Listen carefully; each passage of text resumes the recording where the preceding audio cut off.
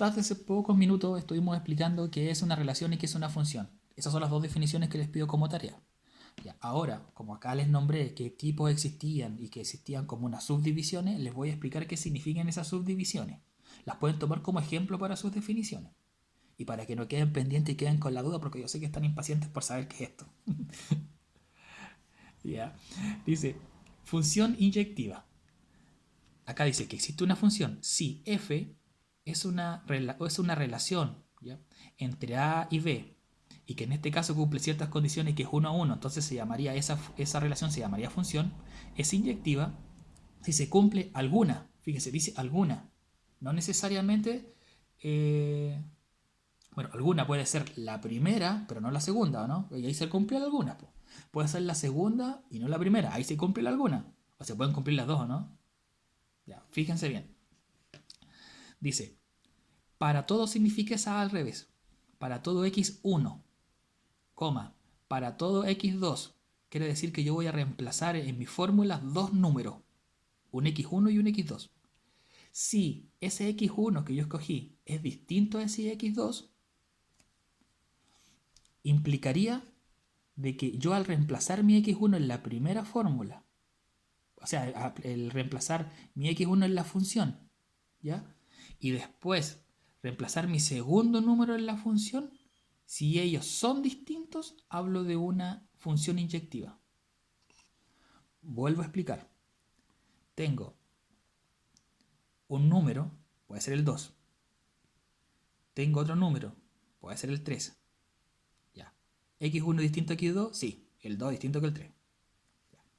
Después me dan una función, me dan una fórmula, por ejemplo, y igual a 2x. Eso sería el f. En esa función yo voy a reemplazar mi 2. Después, en esa misma función, yo voy a reemplazar mi 3.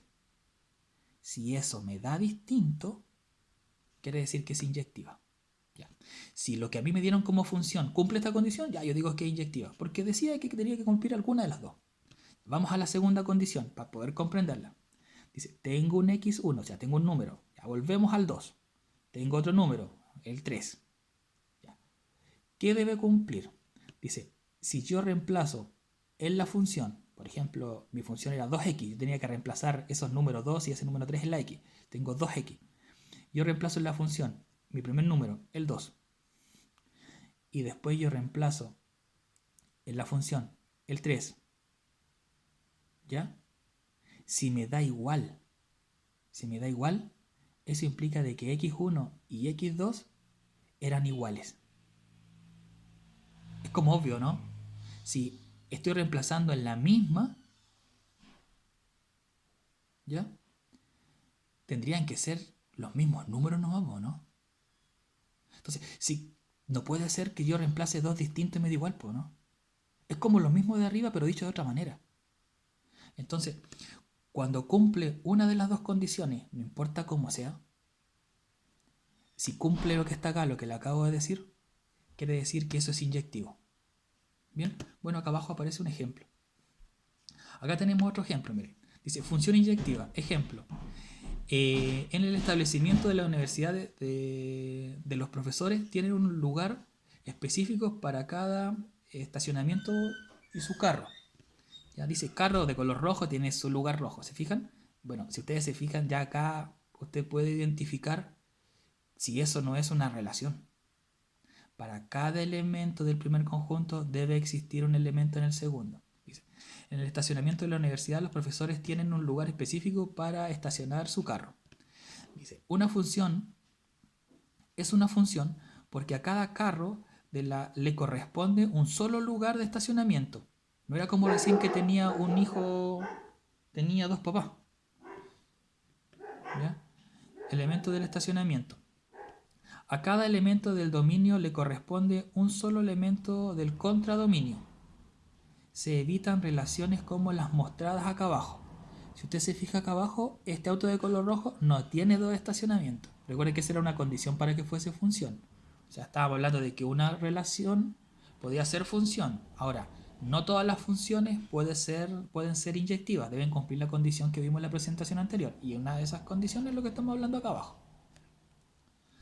Pues dice, una función inyectiva, ejemplo, esta función es inyectiva, esto que aparece acá, es una función inyectiva porque si tomamos dos carros, dice, es una función inyectiva porque si tomamos dos carros diferentes, el lugar del estacionamiento que les corresponde es diferente. ¿O no? ¿Es una función inyectiva? ¿Vuelvo a preguntar? No, no permite este tipo de relaciones. O sea, volvemos a repetir, uno de estos debe tener uno del otro. Fíjese acá, este tenía dos, no se podía. Y este lugar tiene dos de acá, tampoco se puede, debe ser uno a uno, uno con este, uno con el de acá, uno con este, uno con el de acá, uno del conjunto de aquí con uno del conjunto de allá. Función suprayectiva. Veamos que es una función suprayectiva. Dice, función suprayectiva. Dice, si A tiene una relación con B y esa relación es una función, es sobreyectiva si se cumple que la imagen de B o el conjunto B, este que está acá, es decir, que el conjunto de imagen de la función sea exactamente igual al conjunto B. Dice, para todo i perteneciente a B existe x perteneciente a, tal que esto se cumpla. Cuando yo reemplazo acá, obtengo uno en el otro conjunto. O sea, de aquí yo obtengo uno acá. Dice, sea la función definida del conjunto de carros hacia el conjunto de lugares del establecimiento. O sea, el conjunto de carros hacia el lugar del establecimiento o del estacionamiento. Ejemplo, todos los elementos del conjunto del contradominio son imágenes de alguno o algunos elementos del dominio. O sea, todos los elementos de acá son correspondientes con alguno de aquí. Fíjese que todo esto tiene relación. Aquí no hay ninguno que quede solo y acá no hay ninguno que quede solo. Fíjese bien en eso porque eso es importante.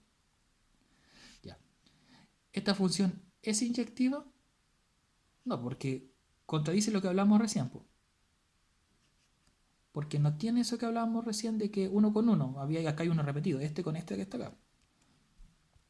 Ya. Dice, una función suprayectiva. Acá está la definición directa, creo que lo más claro para poder comprender. Esta función no es suprayectiva porque hay elementos del conjunto del dominio que no es imagen de algún elemento del dominio.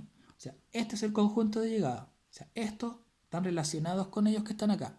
Pero fíjese que aquí hay uno que no tiene a alguien que le corresponda de acá. Si yo de aquí me queda sobrando uno, ¿ya? Quiere decir que es suprayectiva. O sea, tendría, si yo tapo aquí, por ejemplo, ahí es una función inyectiva, porque cada elemento de allá tiene uno del lado de acá. Pero al momento de haber uno de más, ¿ya?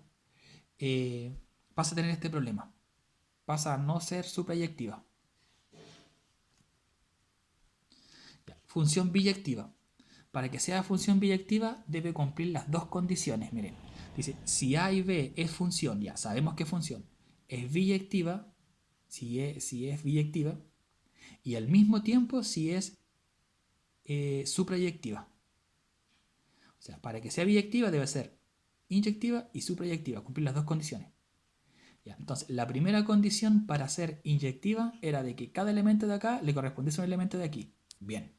Y para que sea suprayectiva, aquí no debía sobrar ninguno. Bien. Entonces, esto se llama biyectiva, porque cumple las dos. Bi significa dos, entonces cumple las dos. ¿Quedó claro? Puedes leer lo otro igual, pero en esencia es eso, vuelvo a explicar. Para que sea inyectiva, a cada uno de aquí tiene que corresponderle uno de acá. No puede haber esas dos flechas. ¿Ya? ¿Cumple esa condición? Sí. Después dice, y para que sea suprayectiva, del conjunto de llegada, o sea, el conjunto que está a la derecha, no debe sobrar nadie. Nadie debe quedar solo, no debe quedar un espacio de estacionamiento vacío. Entonces, si usted se fija, todos los elementos de acá tienen correspondencia con uno de acá. ¿Ya? Eso sería suprayectiva. Cuando cumple las dos condiciones, hablamos de una función biyectiva. Entonces, acá vienen las operaciones matemáticas. Dicen, existen funciones algebraicas. Funciones algebraicas eran esos procedimientos a rellenar que, por ejemplo, nosotros vemos en física, donde nosotros reemplazamos valores en la x. Esto significa función f de x. Aquí en la x va el número que uno reemplaza. Entonces uno, por ejemplo, pone el 2 aquí, y uno pone 2 por 2, 4, más 2 por 3, 6, menos 2.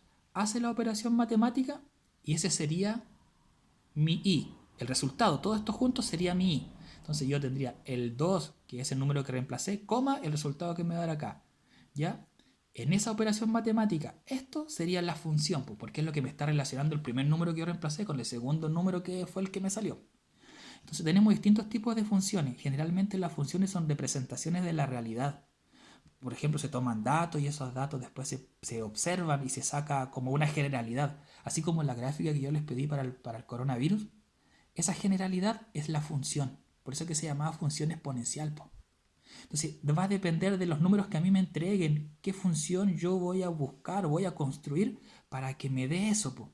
Era como el año pasado cuando yo les mostraba los números pares y les preguntaba cómo se definen los números pares. Yo podría tener una fórmula para reemplazar un número y que me dé el número par, por ejemplo, que me dé el 2, que me dé el 4, que me dé el 6, que me dé el 8.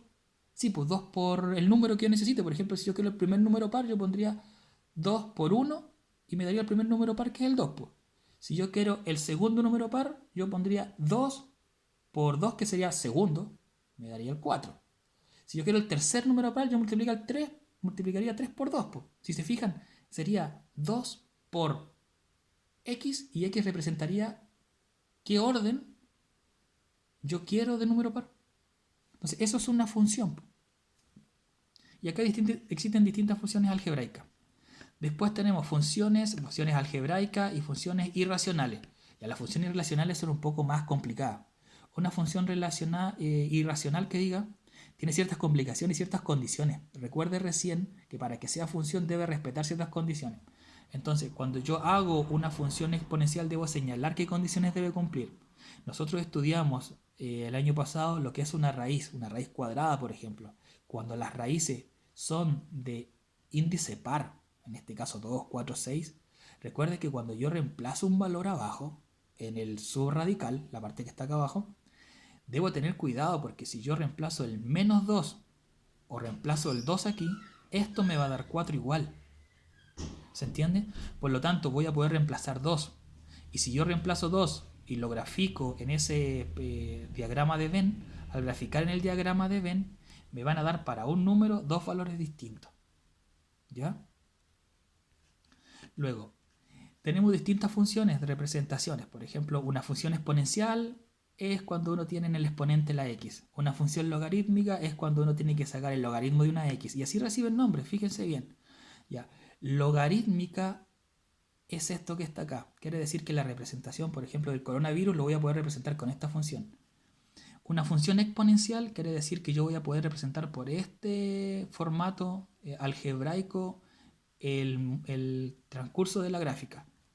Para el plan diferenciado, nosotros vemos acá que tenemos cosenos, senos, tangentes. Estas son relaciones entre los lados de los triángulos en geometría. Después tenemos una función par cuando se cumple lo siguiente. Cuando yo reemplazo en mi fórmula un x y cuando yo reemplazo en mi fórmula ese mismo x pero con signo distinto y me da el mismo resultado, quiere decir que esa función es par. Bien, una función es impar cuando se cumple lo siguiente. Cuando yo en mi función, recuerden que esta función y esta función es la misma, cuando yo en mi función reemplazo un valor negativo, por ejemplo menos 2, y en la misma función, yo reemplazo en el valor donde está la x, el 2. Y al final de este procedimiento, al resolver toda esta función, yo al último le cambio el signo. Fíjense, si me da lo mismo esto que lo que está acá, quiere decir de que esa función es impar. Si yo reemplazo, por ejemplo, en mi función un número, el 2, y yo reemplazo en la función el menos 2 y después reemplazo en la misma función el 2, y al final yo le cambio el signo a uno de ellos y me da a los dos lados lo mismo, quiere decir que esa función es impar. Y finalmente, creo que esta es la última, dice operaciones con funciones. Se van a dar cuenta de que cada función puede tener operaciones. Se pueden sumar, se pueden restar, se pueden multiplicar, se pueden dividir e incluso una se puede evaluar dentro de la otra. Esto es sumamente importante. Este tipo de definición o de propiedad que está acá abajo es sumamente importante. Fíjense bien en el ejemplo que les voy a dar. Por decir, yo tengo una bicicleta, ¿ya? Si yo logro establecer una relación para la parte de los pedales y yo después sé que existe una relación de movimiento para la cadena, y yo sé después que existe una relación de movimiento para la rueda trasera, quiere decir que tendría tres relaciones distintas, tres funciones distintas. Lo bueno de esto es que yo podría meter una función dentro de otra. Entonces yo podría hacer un cálculo basado en los puros pedales para poder saber el movimiento de la rueda que está atrás. O sea, esto nos enseña de que nosotros podíamos mezclar funciones y al momento de mezclar funciones podríamos predecir, pero podríamos incorporar una función tras otra. Esto último que acabo de explicar es algo que hay que aclarar dudas. Si tiene alguien alguna duda, la puede realizar.